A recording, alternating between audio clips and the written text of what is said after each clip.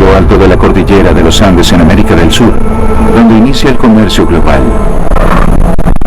Y eso se debe a lo que se descubre en lo profundo de esta montaña.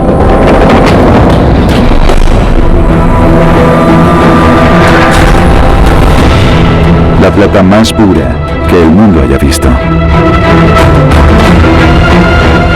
En 1581 aparece un comprador para esta plata. A unos 18.000 kilómetros de distancia, el emperador de China, el hombre más poderoso de la Tierra, ha decidido que su pueblo debe pagar sus impuestos en plata.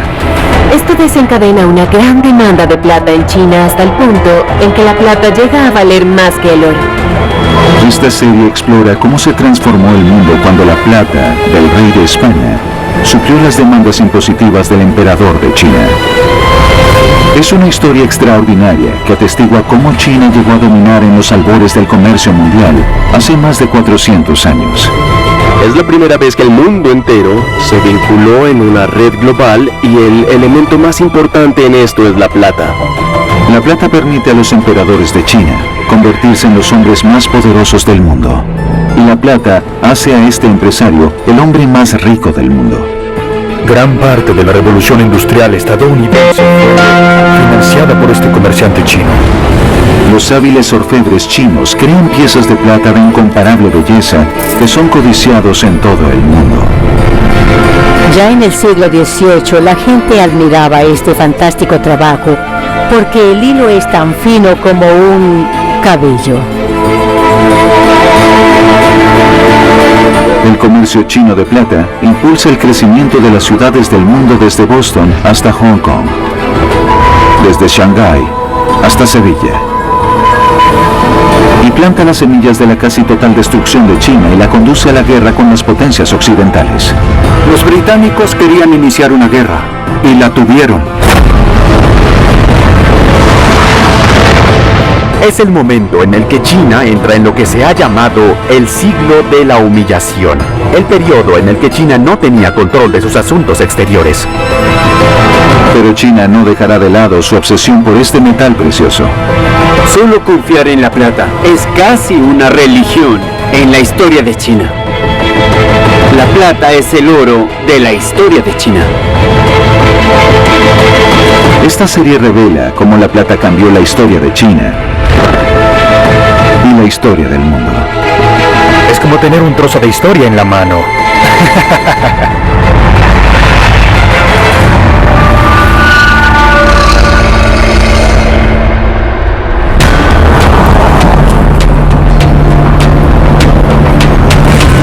El horizonte de Shanghái es una de las vistas que definen a la China moderna. Es un testimonio de los últimos 40 años en los que China ha experimentado un ascenso meteórico hasta convertirse en la segunda economía más grande del planeta. Pronto será la número 1. Pero tener a China en el centro mismo del comercio mundial no es nada nuevo. Hace 250 años, en el siglo XVIII, China es el imperio económico y cultural más grande del mundo, gobernado por uno de sus emperadores más famosos, Qianlong. Qianlong mostraba su riqueza y él construyó palacios. Qianlong sin duda estaba convencido de que era uno de los hombres más ricos en su época.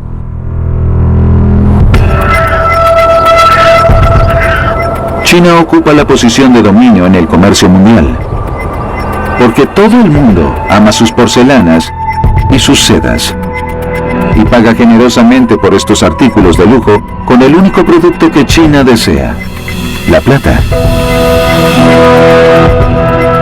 China ha dependido de la plata desde el siglo XVI, cuando el emperador decide que su pueblo pague sus impuestos en plata. Pero China tiene poca plata propia, por lo que debe importarla. Esta parece ser la combinación perfecta de oferta y demanda, particularmente a fines del siglo XVIII, debido a un producto único que controla China y que el resto del mundo demanda por sobre todas las cosas. China tenía té. Ningún otro lugar en el mundo, como se conocía en ese momento, producía té. El té se arraiga con rapidez, es una droga adictiva. Gran Bretaña importa más té de China que cualquier otro país europeo. 80% de todas las exportaciones de té del puerto de Cantón se envían a Gran Bretaña y el derecho a importar todo este té lo posee una importante organización, la Compañía Británica de las Indias Orientales. Eran más de lo que el nombre sugiere. No solamente eran una empresa, eran una organización cuasi gubernamental en sí misma. A finales del siglo XVIII, la Compañía de las Indias Orientales cuenta con un ejército privado de casi 90.000 hombres, así como una flota de buques de guerra fuertemente armados. Ha tomado el control de una gran parte de India a expensas de los emperadores mongoles. Pero, a pesar del colosal negocio del té, existe un gran problema en el corazón de todo el comercio británico con China. Los comerciantes británicos buscaban productos que se vendieran. Tenían algodones, lanas, intentaron todo lo que pudieron, pero era difícil encontrar un producto que se adaptara significativamente al mercado chino. La demanda de té es tan grande que los británicos no tienen más remedio que someterse a China. La plata esencialmente se filtraba. Salía de las arcas de la Compañía de las Indias Orientales, mientras buscaba productos para comerciar exitosamente con China, así que la ventaja estaba para China en esa etapa. La Compañía de las Indias Orientales convence al gobierno británico para que actúe. En 1792, Gran Bretaña lanza una enorme misión comercial a China. Es una gran tarea. A la cabeza está el estadista y diplomático Lord George Macartney. Se espera que Macartney logre mejores términos comerciales con la nación más poderosa de la Tierra. La Biblioteca Británica tiene la carta del ministro del Interior que detalla el problema que Macartney tiene que resolver. Después de insistir en la certeza de las intenciones amistosas y pacíficas de Su Majestad hacia el emperador, debe indicar los beneficios que se derivan de un comercio entre las dos naciones, en el curso del cual recibamos, además de otros artículos, la cantidad de 9.000 toneladas de una hierba china. En lugar de pagar todo este té con lingotes de plata, los británicos deben persuadir al emperador Chen Lun para que compre productos británicos a cambio. Pero las ambiciones británicas se extienden mucho más allá del aumento de las ventas. Se le encarga a Macartney que convenza al emperador de que proporcione a los británicos una base comercial, una parte de la propia China. Deseamos obtener una subvención de una pequeña extensión de terreno o una isla separada. No deseamos ni fortificación ni defensa. Solo la protección del gobierno chino para nuestros enviados o sus agentes al comerciar o viajar por el país. Fueron muy optimistas cuando enviaron esta misión de que podrían lograr algo como esto. Hay buenas razones para el optimismo británico. Es la primera nación del mundo en industrializarse y, como resultado, su poder militar y económico están creciendo. Gran Bretaña se considera igual a cualquier nación del mundo, incluso China. En septiembre de 1792, Lord Macartney, junto con 700 soldados y sirvientes, parte hacia China en una flotilla de 3 barcos.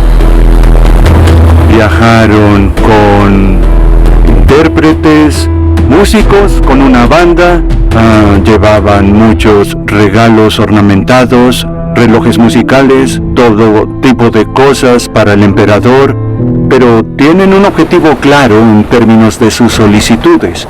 Y en el fondo, quieren que el Estado británico sea reconocido por los chinos. Quieren una misión permanente que pueda residir en la corte en Pekín. Cuando Lord Macartney llega a China en julio de 1793, espera encontrarse con el emperador, pero el emperador no se encuentra en la ciudad prohibida. Chen Lun ha trasladado su corte 320 kilómetros al norte de la Gran Muralla a su residencia de verano en Chengde.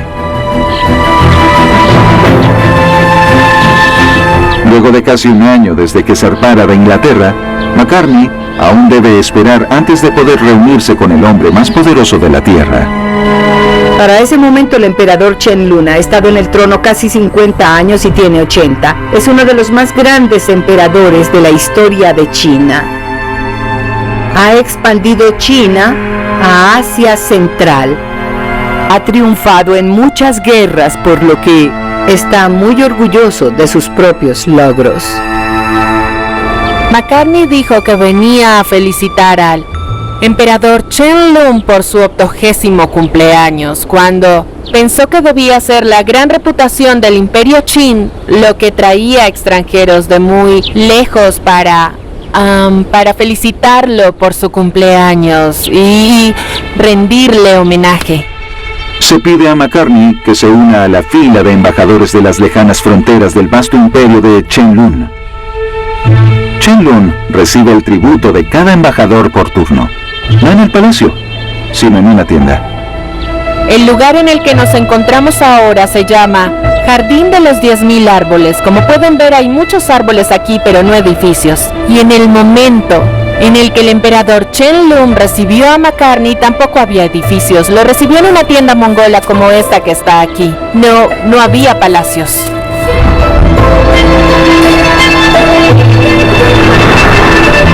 Al reunirse con Chen Lun, se espera que todos los embajadores se arrodillen y presionen la cabeza 9 veces contra el suelo. McCartney, sin embargo, se niega. Entonces, en lugar de realizar la reverencia tradicional, se apoya en una rodilla antes de ofrecer sus regalos.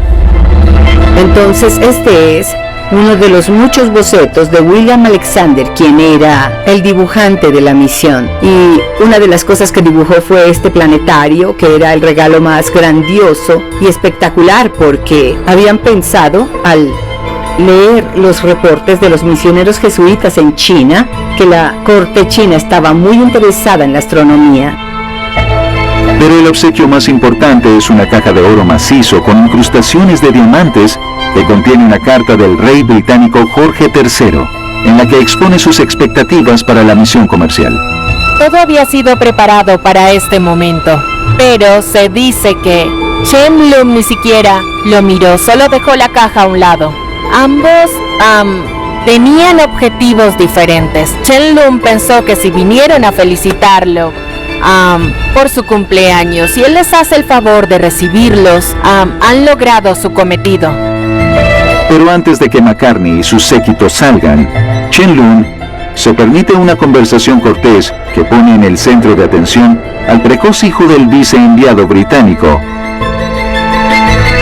quien durante el largo viaje ha aprendido mandarín. Cuando se encontraron con el emperador Chen Lun, él les preguntó: ¿hay alguien entre ustedes que pueda hablar chino? Este chico fue empujado hacia adelante y Chen Lun lo dejó acercarse para intercambiar algunas palabras con él. El emperador tomó una pequeña bolsa que llevaba y se la dio al niño. Pero este amable gesto a la misión tiene poco que ver con el resultado. La carta de Jorge III a Chen Lun se traduce y la respuesta del emperador chino es tajantemente displicente. Hay una frase muy famosa: las producciones de nuestro imperio son múltiples y abundantes. No tenemos la menor necesidad de los productos de otros países. La misión fue un completo y absoluto fracaso. Los Qin no estaban dispuestos a concederle a los británicos el estatus de iguales. El emperador Chen Lun no es solo el monarca del imperio Qin, es el hijo del cielo.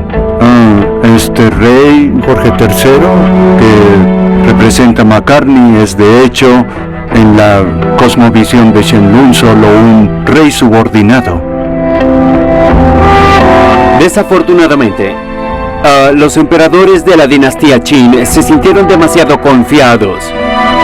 Chen Lun pensó, como muchos grandes emperadores en la historia de China, que era el rey, el emperador del mundo entero. Chen Lun rechaza todas las peticiones británicas. Peor aún, le da una severa advertencia a Jorge III de que usará la fuerza si los barcos británicos intentan comerciar en cualquier otro lugar que no sea Cantón, el único puerto en China abierto para ellos. la misión es enviada de regreso y para su regreso por tierra, Chen Lun da instrucciones de que en todo el camino unidades militares Qin deben agruparse para ser vistas por la misión y así mostrar a los británicos que los Qin tienen una gran fuerza militar y que podrían contra ellos. Yo creo que todos los que ven esto ahora se dan cuenta de que el emperador Chen Lun y sus consejeros no eran tontos, conocían muy poco sobre lo que sucedía en la política europea en ese momento, pero eran operadores políticos astutos. Estaban muy conscientes de que los británicos tenían un buque de guerra fuertemente armado en la costa y querían rechazar las solicitudes de los británicos y deshacerse de ellos sin problemas. Chen Lun mantiene su statu quo. Su demostración de fuerza está diseñada para disuadir la agresión británica y, por ahora, lo logra. McCartney vuelve a casa con las manos vacías y menospreciado. En Gran Bretaña, el público ahora ve a China como despótica y atrasada, y su gobernante es menospreciado y mofado en caricaturas populares. Hay un gran cambio de una sinofilia entusiasta, se diría intelectual, una atracción o interés en China, lo que parece ser una China idealizada. Informes de primera mano de británicos que han estado allí que dicen, no es nada de eso, es falso. De hecho, como dijo McCartney, el país es un viejo buque de guerra de primera clase, camino al desguace. Y si pudiéramos darle un empujón, cambiarían las cosas. A pesar de verse agraviada por la negativa de Chen Lun, Gran Bretaña no tiene más opción que aceptar las condiciones impuestas por China. En los albores del siglo XIX, aún hay grandes fortunas por hacer con China, en el centro de comercio más importante del planeta, Cantón. Todo el té de China, junto con sus sedas y porcelanas, salen de Cantón. Y hacia Cantón fluye la plata del mundo para pagar estos productos. Esta vía, el Río de las Perlas, era en ese momento la vía principal y la única vía legal para que la plata extranjera ingresara a China. Así que esta era la ruta de la plata. El comercio con Occidente hace de Cantón, esta pequeña y remota parte del enorme imperio chino, una de las ciudades más ricas y cosmopolitas del mundo. Esta es la edad de oro de Cantón. Era el centro del comercio mundial. Había gente con diferentes atuendos hablando diferentes idiomas. Se comercian mercancías de todo el mundo. Por supuesto, algunos más apreciables que otros. Té, plata, pero en realidad era una ciudad muy vibrante a la que la gente acudía en masa porque era allí donde podían hacer sus negocios. Cantón no es solo donde se intercambian productos, sino también el lugar donde se fabrican. Esta ciudad se convierte en un taller del mundo en el que miles de artesanos mal pagados, pero altamente calificados, fabrican productos chinos adaptados a los lucrativos mercados extranjeros.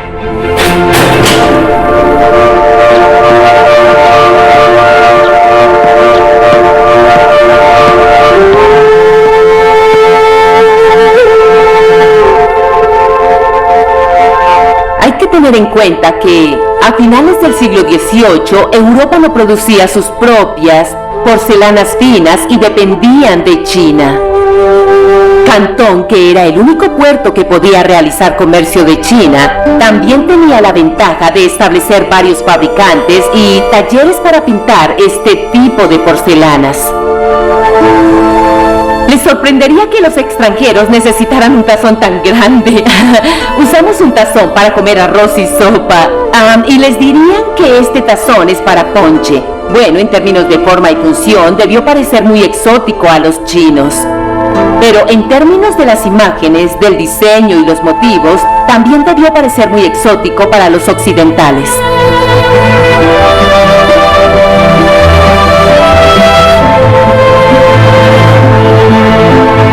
Cantón Cantón también alberga una mano de obra en desarrollo que también echará raíces en el extranjero. Miles de talleres producen en masa objetos de plata para mercados extranjeros y para gustos extranjeros. Este es un periodo en el que prácticamente nadie tenía una idea clara de cómo era China y había un gran interés, una fascinación en Cathay, en esa tierra que nadie había visto antes.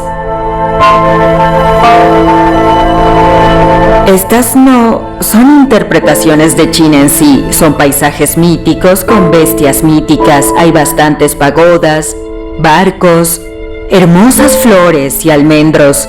Esta fantástica empuñadura de dragón es algo que nunca estaría en una pieza de plata de Londres o Filadelfia y que realmente proclama esto como algo que fue hecho en China por orfebres chinos. Estos artesanos cantoneses producen en masa orfebrería altamente elaborada, pero también imitan a los occidentales por un menor precio. ¿Podrías hacer que un orfebre chino hiciera una cuchara que fuera prácticamente idéntica a tu cubertería familiar del siglo XIX por una fracción del costo? Se puede ver que estas piezas son casi idénticas a ambas cucharas hechas en 1830, una fabricada en Escocia, en Edimburgo, y la otra fabricada en Cantón, pero prácticamente igual. La plata en sí habría tenido probablemente el mismo precio, pero la mano de obra era infinitamente más barata. Pensemos en la producción de artículos en masa en el siglo XXI y el hecho de que muchos de estos objetos sean tan baratos, y en cierto punto está sucediendo lo mismo en el siglo XXI que en el siglo XIX.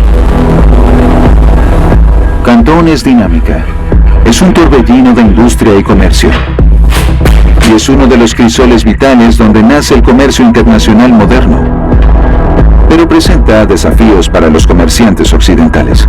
Encontrar las materias primas adecuadas para comerciar, averiguar qué idioma hablar, averiguar en qué moneda comerciar, y todo eso es muy ardua tarea en la primera mitad del siglo XIX, cuando no había academia de idiomas, no había una escuela de negocios que te enseñara a superar las barreras culturales. Ese era un mundo que considero en muchos sentidos más fascinante que el mundo en el que vivimos hoy. El cantón histórico está ahora enterrado bajo un inmenso horizonte de hormigón y acero. Pero en el centro de Londres, esta galería tiene una serie de pinturas notables que capturan el estricto control de la vida en Cantón para los comerciantes occidentales. Se les restringía a una pequeña franja, la ribera, solo unos 300 metros de largo. No había mucho que pudieran hacer para ejercitarse. Si se mira con atención en esta imagen, se puede ver que hay 4 occidentales remando. También había viajes ocasionales a los jardines de flores o a los templos al otro lado del río. De resto estaban atrapados aquí. Esta pequeña sección fuera de las murallas de la ciudad de Cantón se conoce como las 13 factorías. Los edificios no parecen chinos porque se les permitió a los occidentales adaptar las fachadas y hasta cierto punto adaptar los interiores a su gusto. Se ve un jardín del lado derecho frente a la factoría británica, y este jardín preocupaba mucho a las autoridades cantonesas porque les sugería que los británicos estaban allí para quedarse. Un jardín significa un asentamiento, posiblemente el primer paso hacia una colonia, y esto causó mucha molestia. También existen fuertes restricciones a la vida social de los comerciantes. Tienen prohibido aprender chino. Se les aconseja no mezclarse con chinos y todas las mujeres, incluso las esposas, están prohibidas. Desde el punto de vista del gobierno de China, esto era muy razonable, porque la gente en China ya estaba asombrada de ver hombres extranjeros, y si también aparecían mujeres extranjeras en las calles, provocaría un caos. Los comerciantes extranjeros pueden hacer fortuna en China, por lo que vale la pena soportar las fuertes restricciones. Aprovechan al máximo su tediosa vida en lo que se conoció como el gueto dorado.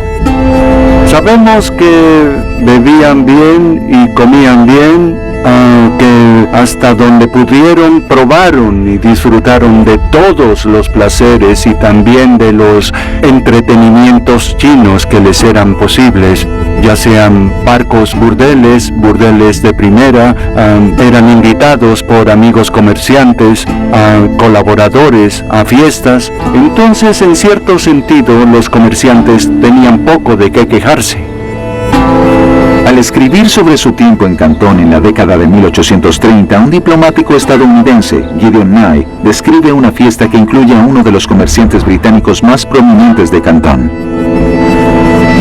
Luego se vio lo que nunca antes se había visto en Cantón. El propio señor Jardine y el señor Wetmore, intentando bailar un vals con una simple melodía.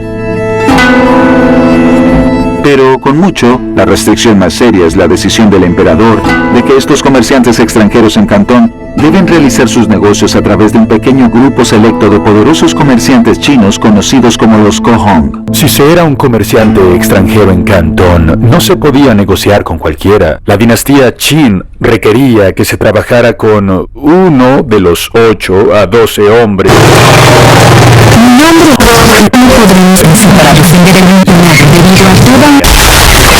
Bueno, todo el comercio internacional del Imperio Chino.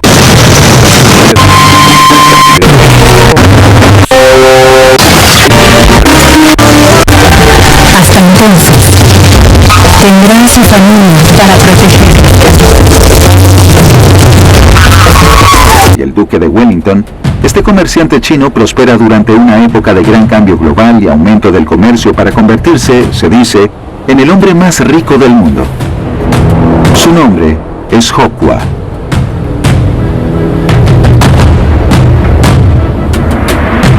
Hokkwa era discreto. Es un sujeto que no parecía tan rico como realmente era. Era un emperador atrevido y audaz en el puerto de Cantón a principios del siglo XIX. Cuando se tienen barreras lingüísticas, él navega las turbulentas aguas de las finanzas globales y el comercio global de una manera cuidadosa, pero muy audaz. Hokkwa se consolida vendiendo grandes cantidades de té a los británicos, lo que le permite amasar una fortuna en plata que estaría valorada en más de $1.000 millones actuales, mayor que la de la familia Rothschild en la Europa de ese momento. ¿Cómo amasó una fortuna de ese tamaño? Con negocios, principalmente con la Compañía de las Indias Orientales, porque las ganancias eran enormes, confiables y eran anuales. ¿A dónde iba la plata? Bueno, Hokkwa tenía, por supuesto, su bóveda donde guardaba su plata. Hay una divertida historia. Cuenta que durante el incendio de 1822, mientras Cantón ardía en llamas, hubo gente que veía ríos de plata que fluían de esas bóvedas derritiéndose hasta convertirse en líquido.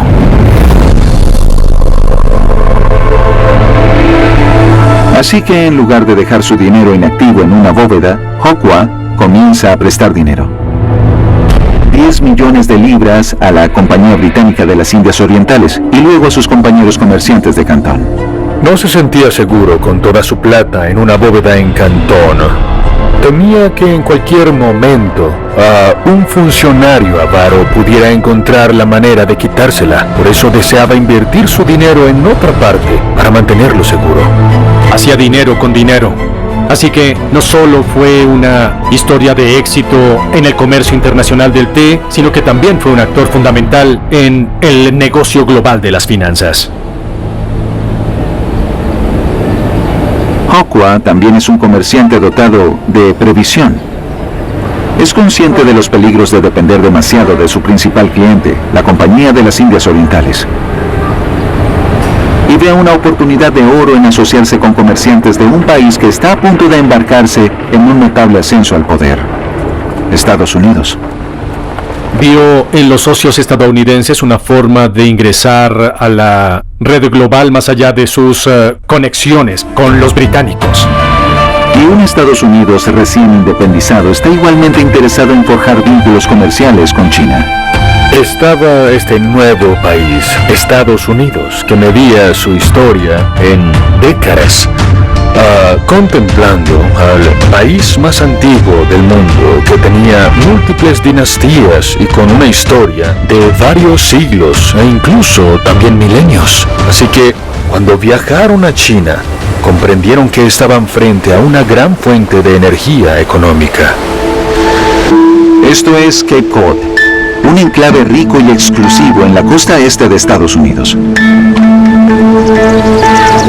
Y en esta casa hay un retrato de Ho Kwa, que ayuda a ilustrar cómo se fundaron algunas de las dinastías más grandes de Estados Unidos sobre la base del comercio con China. Está aquí porque se trata de una pintura que trajo de Cantón un antepasado, mi tatarabuelo. Warren Delano II fue un destacado comerciante estadounidense que hizo una gran fortuna en China. Realmente no sabemos la cantidad, pero habría sido al menos 100,000 reales de a 8, probablemente más. Eso es más de $20 millones en dinero de hoy. Y es el dinero que establece una de las familias más importantes de la historia de Estados Unidos.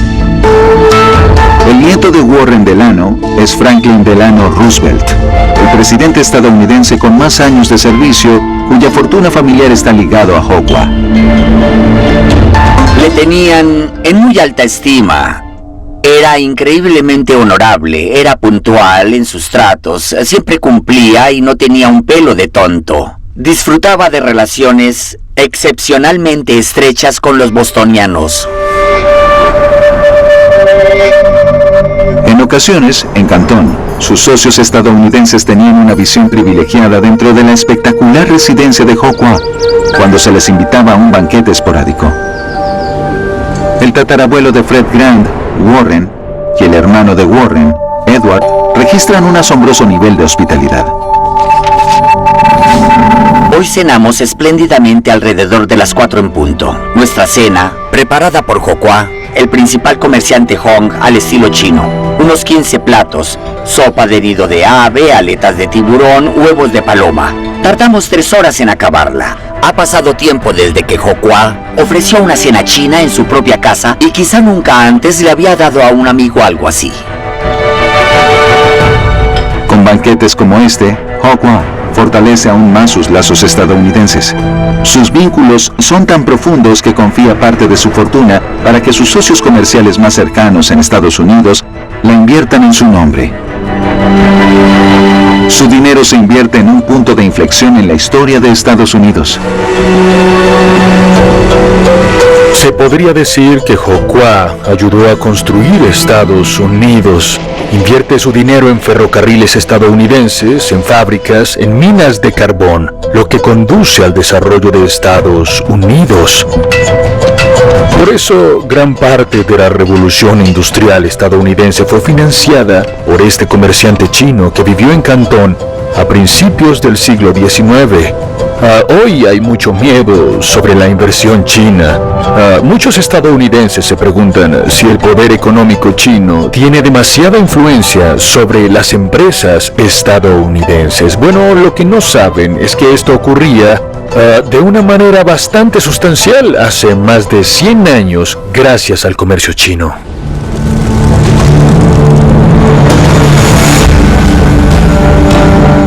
A pesar de la riqueza que genera, los estadounidenses encuentran el mismo problema con el comercio con China que con todos los comerciantes occidentales antes que ellos. Luchan por encontrar cualquier cosa que los chinos quieran comprar. Los comerciantes estadounidenses llevaban plata a China a regañadientes, preferían por mucho llevar mercancías. Cuando llevaban plata, la plata es esencialmente una moneda. Eso significaba que en realidad no eran comerciantes, sino mayoristas. Primero probaron con ginseng, que estuvo bien para una temporada o dos. Luego se hicieron esfuerzos para comerciar pieles del Pacífico Noreste. Eso duró algunas temporadas más, pero lo que entendieron con el tiempo fue que la plata era el ingrediente mágico. Más que nunca, a principios del siglo XIX, los comerciantes occidentales necesitan desesperadamente un producto para venderle a China en lugar de plata. Y encuentran un producto que están seguros se afianzará. Como el té. que se basa en plantas. Pero lo que los comerciantes occidentales están preparando para inundar el mercado chino es una droga ilegal y poderosamente adictiva. Opio. Es una decisión impactante entonces, y ahora, y una que altera la historia del mundo. El comercio de opio tiene un impacto profundo en la economía china, y también en el gobierno chino, además en la sociedad china y en los individuos chinos.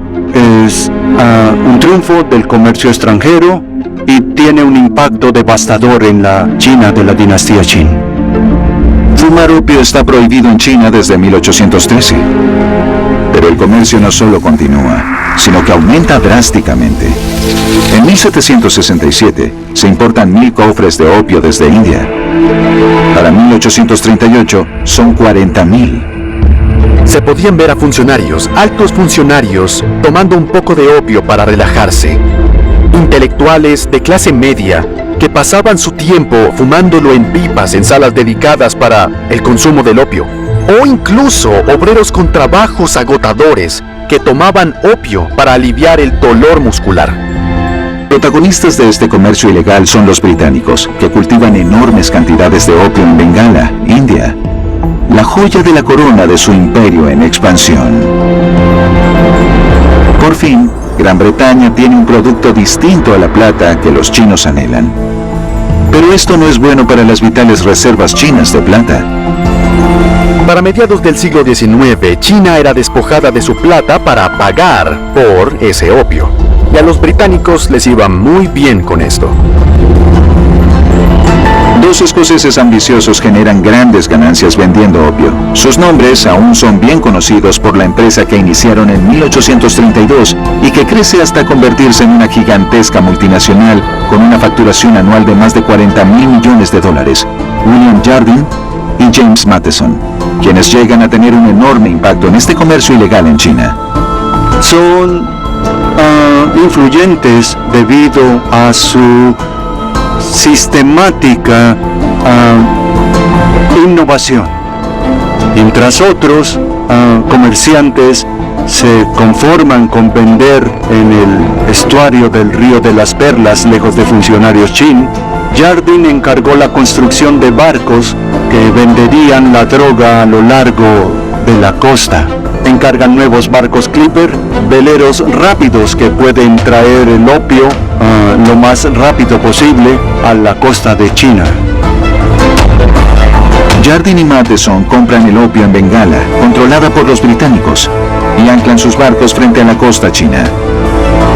El opio es descargado y entregado por intermediarios chinos a los consumidores chinos. Lo más importante de Jardine y Matheson es el hecho de que no se consideran contrabandistas, no son contrabandistas, son caballeros, son comerciantes autorizados. Los chinos que vienen a comprar el opio en sus barcos frente a la costa de la provincia de Fujian son los contrabandistas. Pero su negocio provoca desprecio considerable en Gran Bretaña. William Jardine es descrito por Benjamin Disraeli, el primer ministro británico, como un hombre espantoso, un escocés, más rico que Creso, un MacDrogo, recién llegado de Cantón, con 1 millón de opio en cada bolsillo. Pero en la mente de Jardine y Matheson, su empresa es simplemente el suministro de un producto que los chinos anhelan. Y es un comercio que los estadounidenses miran con envidia desde el otro lado del Atlántico. En particular, Thomas Handassit Perkins, uno de los nombres más respetables de la sociedad de Boston, al que le molesta que los británicos le excluyan del lucrativo comercio de opio. Ese hecho siempre había molestado a Thomas Perkins, quien disfrutaba de una sana rivalidad con sus competidores británicos. Si Thomas Perkins pudiera intercambiar opio por té, sabía que podría convertirse en un comerciante mucho más rico que si intercambiaba plata por té. Los estadounidenses se unen a este comercio ilegal cuando obtienen su propio opio a través de Turquía. El número de cofres de opio que ahora se contrabandea en China crece a un ritmo asombroso. Por supuesto, hubo una creciente crisis social. Los funcionarios de la dinastía Qin notaban el uso del opio y estaban cada vez más preocupados por lo que veían como los efectos dañinos de fumar o masticar opio en grandes porciones de la sociedad. En la década de 1830, el número de adictos al opio se contaba en millones. La droga tiene efectos terribles en la salud de la nación. En Pekín, el emperador Daoguang debe enfrentarse a un gran dilema. Debe detener la creciente adicción de su pueblo al opio y evitar que la preciada plata fluya fuera de su imperio. En marzo de 1839, toma una decisión. Envía a su funcionario más incorruptible a Cantón, comisionado Lin Se-shu. El comisionado Lin es designado para tomar medidas contra el comercio ilegal de opio. Se mueve con gran rapidez y lo hace de manera despiadada. En primer lugar, entraba en escena y exigía que todos los adictos al opio y todos los traficantes de opio entregaran inmediatamente sus reservas de la droga.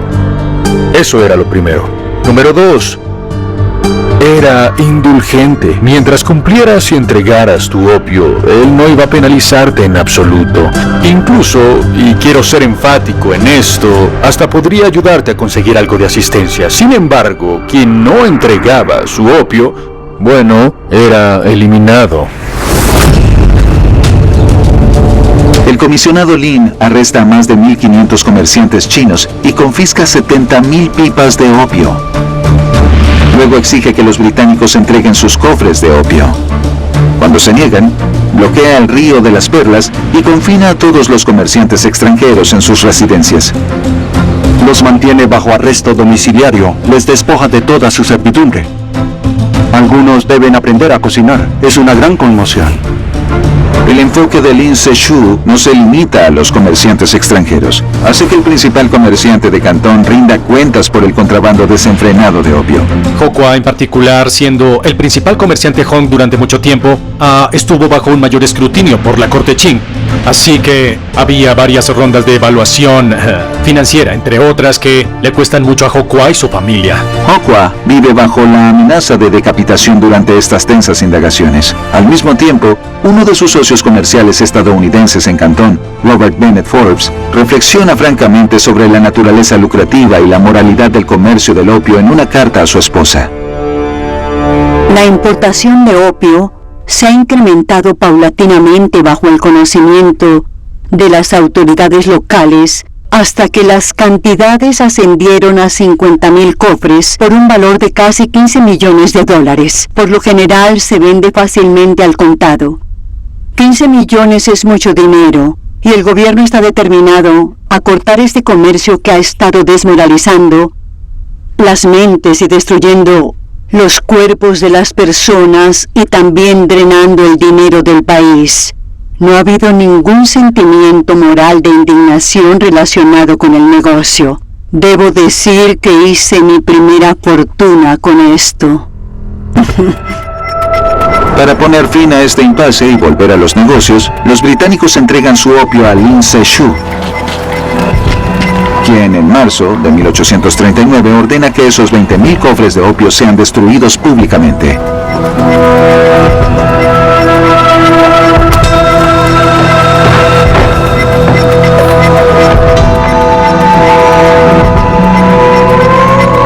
Estos son los estanques donde Lin Se-shu hizo destruir el opio.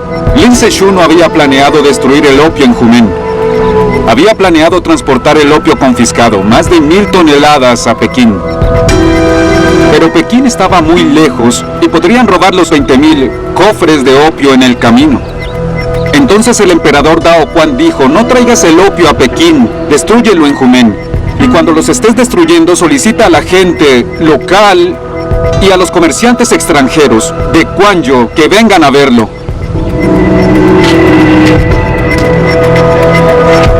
Lo destruyen, toman esas bolas compactas de pasta de opio del tamaño de una bala de cañón, lo mezclan con agua y lo vierten al mar.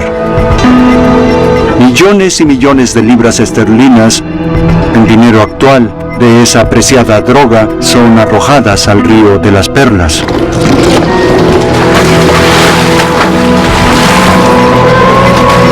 Lin Se-shu era, de cierta forma, un hombre amable y sensible. Se dio cuenta de que grandes cantidades de narcóticos se dirigían al sistema fluvial. Hizo una pequeña oración por los peces y la vida acuática para que pudieran sobrevivir a la repentina afluencia de drogas a su entorno. Luego prosiguió con una carta a la reina Victoria, reprendiéndola por permitir que sus comerciantes llegaran a vender esta droga. Mientras tienten a la gente de China a comprarlo, mostrarán que poco les importa la vida de los demás, indiferentes en su codicia por las ganancias, del daño que hacen a los demás. Su Majestad nunca más debe permitir que exista tal veneno en el cielo o en la tierra. Y pensó, a la manera tradicional confuciana, que habiéndola reprendido, esta monarca extranjera habría aprendido el error de sus acciones y los comerciantes del opio se detendrían. Resultó que este no fue el caso. En cambio, después de la destrucción de su opio, los británicos exigen una compensación. Cuando es rechazada, se toma como un insulto al Estado británico. Los dos mayores comerciantes de opio de Cantón, William Jardine y James Matheson, encabezan una furiosa respuesta. Publicaron panfletos por todo el país, hablaron con personas que podrían presionar al Parlamento. Había la convicción de que un ataque breve y súbito resolvería el problema y forzaría a los Qin a aceptar la nueva realidad de un mundo de poder británico un mundo donde ellos fueran tomados en serio, tratados con respeto y pudieran comerciar. El ministro de Relaciones Exteriores británico, Lord Palmerston, necesita poca persuasión. Su grito de guerra: démosle una buena paliza a China y expliquemos después. Querían tener una guerra y la obtuvieron. En julio de 1840, una flotilla británica llega al Río de las Perlas. China confía en que tiene todas sus defensas listas. Fue una operación importante, preparar toda la costa de China para un ataque. Pero no sabían lo feroz que podría llegar a ser ese ataque. Claramente el fuerte de Weiyan fue construido para albergar cañones que pudieran defender este lugar. También para evitar que los buques de guerra extranjeros pudieran cruzar esta línea de defensa y entraran en Cantón. Aquí hay un fuerte, pero si lo miramos, los cañones disparan hacia adelante. Entonces los dos fuertes se enfrentan entre sí formando una red de fuego cruzado. Si un barco va por este camino, como ese barco de allí que está yendo en esa dirección, será sometido a un fuerte y letal ataque. Pero lo que China no se ha dado cuenta es que Gran Bretaña a principios del siglo XIX se ha transformado. Ya no es la nación que tuvo que arrodillarse ante el emperador chino para llevarle regalos. Ha emergido triunfante de las guerras napoleónicas y ahora tiene ambiciones imperiales. A pesar de que la población británica es 30 veces menor que la china, el gobierno británico ahora puede recaudar la misma cantidad de ingresos que el emperador chino cada año. En primer lugar, fue impulsado literalmente por el carbón y por la nueva capacidad de la revolución industrial. Los cañoneros que llegaron a la costa de China eran muy diferentes de los viejos tipos de veleros que podrían haber existido incluso 100 años antes. Junto con las armas en sí, se trataba de una tecnología de alto nivel y precisión. En otras palabras, los británicos dieron un salto en términos de cuánta violencia eran capaces de infligir a aquellos quienes confrontaran.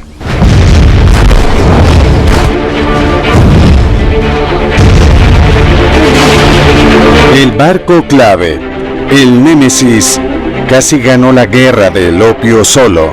Obviamente, al viajar contra el viento impulsado por vapor, pudo hacer todo lo que los juncos de guerra chinos no pudieron. En realidad, había una desventaja tecnológica para los chinos.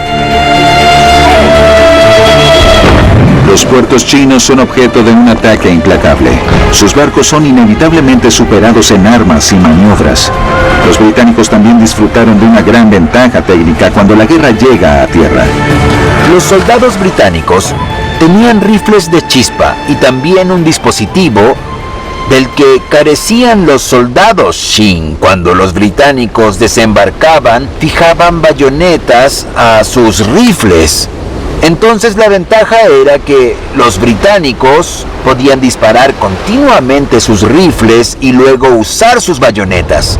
Según los registros británicos, las tropas Shin lucharon heroicamente y el ejército británico no entendía por qué no se rendían, sino que preferían morir en la batalla.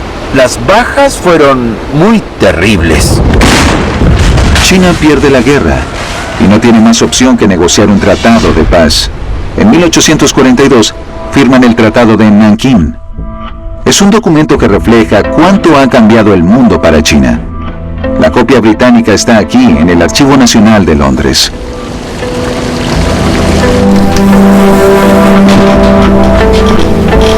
Tratado.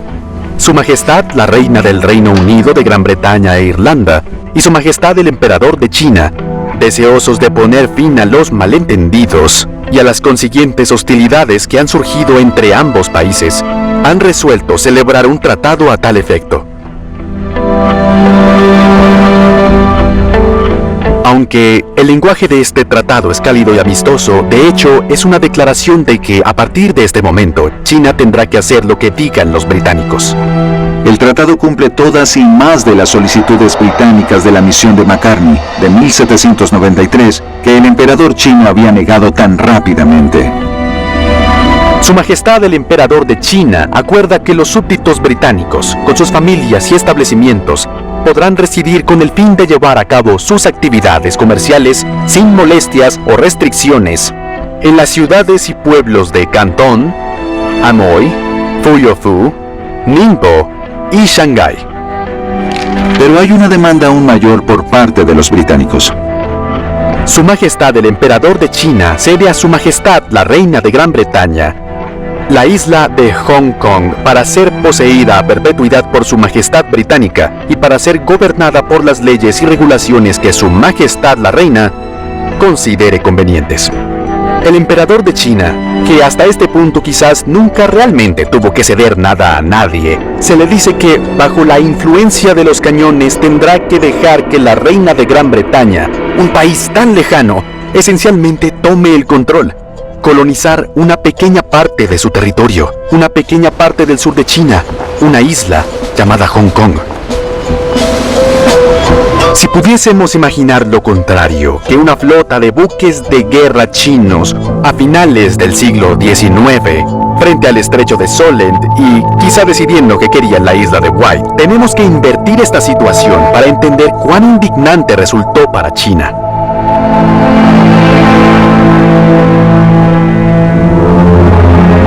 Creo que el Tratado de Nankín es uno de los documentos más importantes de la historia de China porque marca el comienzo de un periodo que marca el pensamiento chino, incluso hoy, a comienzos del siglo XXI. Es el momento en el que China entra en un periodo llamado el siglo de la humillación. Ser obligados a firmar este tratado fue una señal de que China ya no podía ocuparse de sus asuntos exteriores.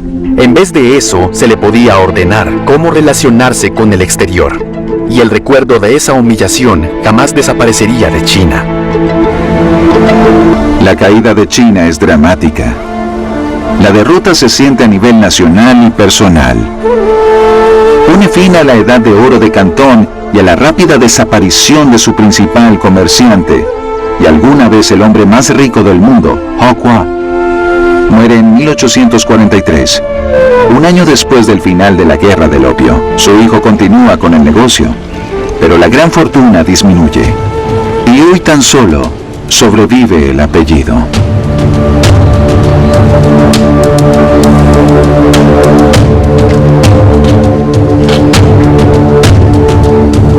Somos descendientes del nieto de Hokkwa, quien fue transferido a la familia del hermano de Hokkwa. Esto fue para proporcionarles un heredero, lo que significa que soy descendiente tanto de Hokwa como de su hermano. Esta era la residencia y el jardín de la familia de Hokwa.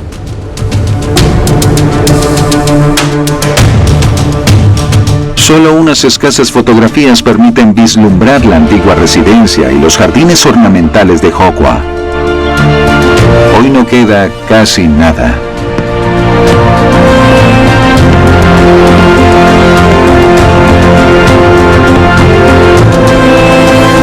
Esto es un biombo con flores talladas que ha sobrevivido. Esto no se ha movido. Cuando vine por primera vez, cuando los descendientes vivían aquí, tenía este aspecto original. Es algo que se ha conservado.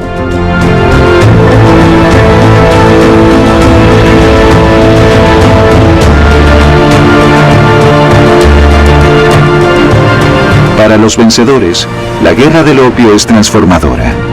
Hong Kong comienza su espectacular ascenso de lo que en ese momento se descarta como un árido trozo de roca en la costa china para convertirse en una parte integral del Imperio Británico. Y en el corazón de Hong Kong domina el imperio empresarial de Jardine y Matheson, fundado en el opio.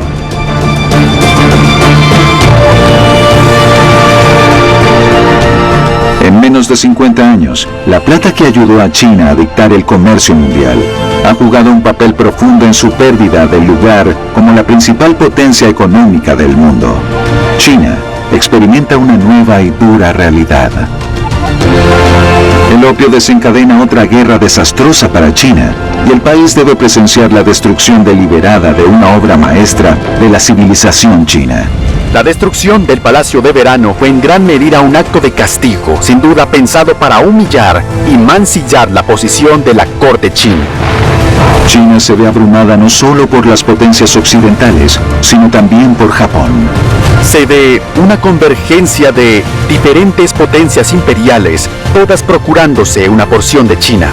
Pero lo peor vendrá cuando la existencia misma de China se vea amenazada. Funcionarios y observadores chinos piensan que China se enfrenta a la extinción nacional y hablan de eso, de la amenaza de extinción.